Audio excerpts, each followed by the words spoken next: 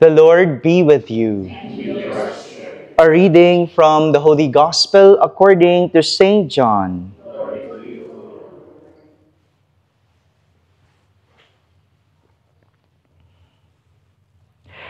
Lifting up his eyes to heaven, Jesus prayed, saying, I pray not only for these, but also for those who will believe in me through their word, so that they may all be one.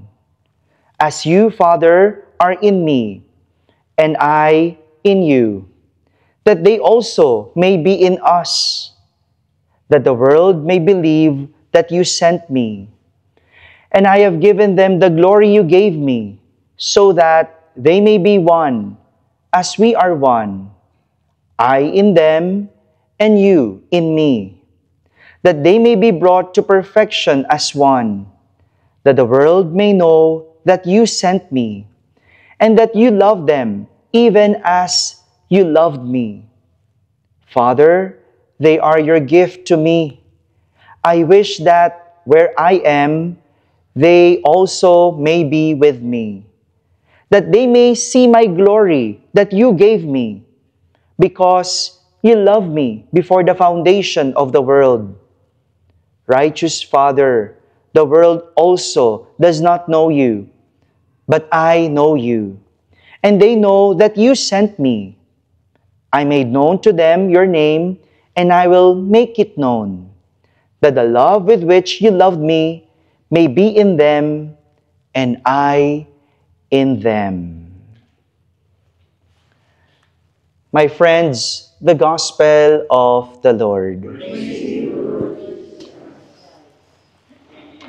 Good afternoon, my dear brothers and sisters.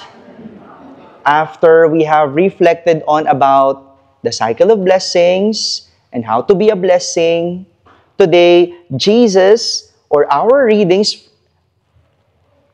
are teaching us a kind of attitude. A kind of attitude. An attitude of a follower of Jesus. We heard in our first reading the story of the trial of St. Paul. St. Paul was preaching about the resurrection. He was also teaching the people about the angels and spirits. But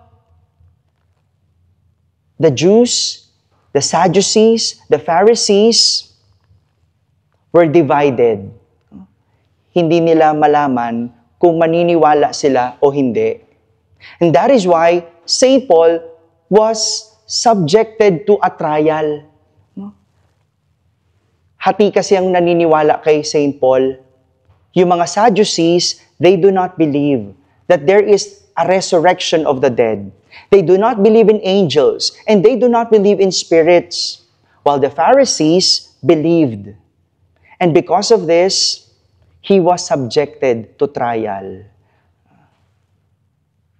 Kahit pala ginagawa mo ang isang mabuti, may mga taong maniniwala at may mga taong hindi maniniwala sa iyo.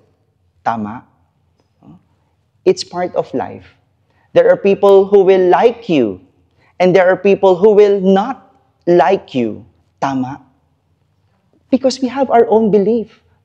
Pwedeng hindi ka naniniwala sa ginagawa niya, pwedeng naniniwala ka. Kaya nga, kapag hindi ka naniniwala, ano ginagawa mo? You subject the person to trial. Hinuhusgahan mo. You judge the person, even if you do not know. Why? Because you do not believe in him. Just like as St. Paul, imagine, he was preaching what is good. He was preaching the Word of God. He was teaching about the Christian faith. And yet, people do not believe in him. Okay lang naman kung hindi ka maniwala. Okay lang naman kung hindi mo gusto si St. Paul. But what is not okay is he was subjected to trial. Pinahirapan, sinaktan, hinusgahan. But you know, during the evening after the trial, while St. Paul was alone, God showed to him. God told him, take courage. Sa kabila ng panghuhusga kay St. Paul, sa kabila ng kanilang ginawa at pag-uusig kay St. Paul, he remained silent. And God spoke to him and told him, take courage. This is the kind of attitude that the Lord is telling St. Paul, to be courageous. Courage means to be ready and willing to face negative situations involving danger or pain. Sa iba, pag sinabing courage, maging matapang. But no, hindi ibig sabihin ng courage katapangan. Ang ibig sabihin ng courage, lakasan mo ang iyong loob. Yung tapang, sigurado gagawin, lumaban. 'Di ba? Kapag ayaw ka ng tao, anong gagawin mo? Labanan mo. Kapag sinasaktan ka ng tao, anong gagawin? Labanan mo. Kailangan matapang ka. Kapag chinichismis ka ng tao, anong gagawin mo? I-chismis mo rin. Kasi yun ang tapang. But Jesus is teaching not tapang, but courage. The willingness to face the pain and negativity. This is what Jesus means in His prayer that we heard in our gospel. Once again, we heard Jesus prayed to the Father.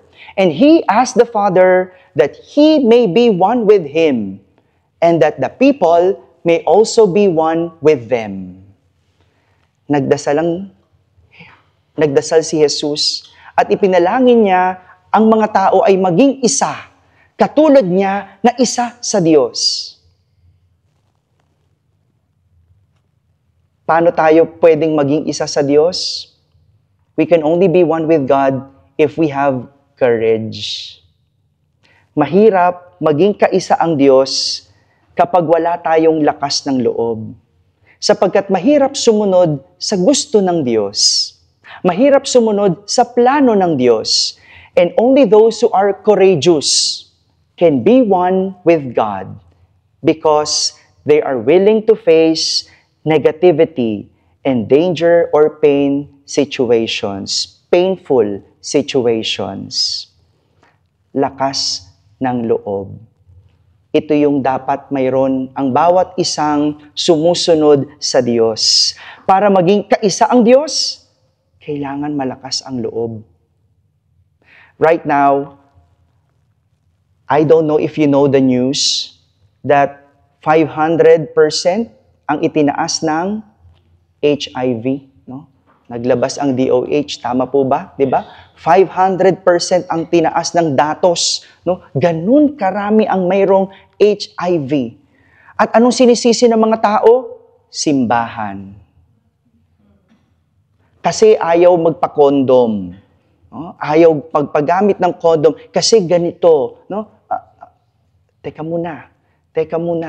Bakit biglang turo ng simbahan? Bakit ba mataas ang rate ng AIDS? Kasi walang faithful na tao. Kung kani-kanino pwede. Same-sex pwede. Ang sagot kasi ng mundo, condom, contraceptives. Ang sagot ng mundo, ganoon. But, you see that?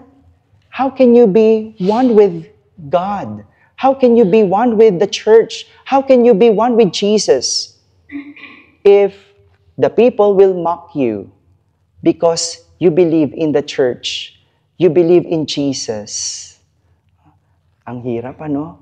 Ang hirap. Ang hirap to stand for God. Ang hirap to stand for the church because that would mean persecution. That would mean trial. That would mean judgment from the people.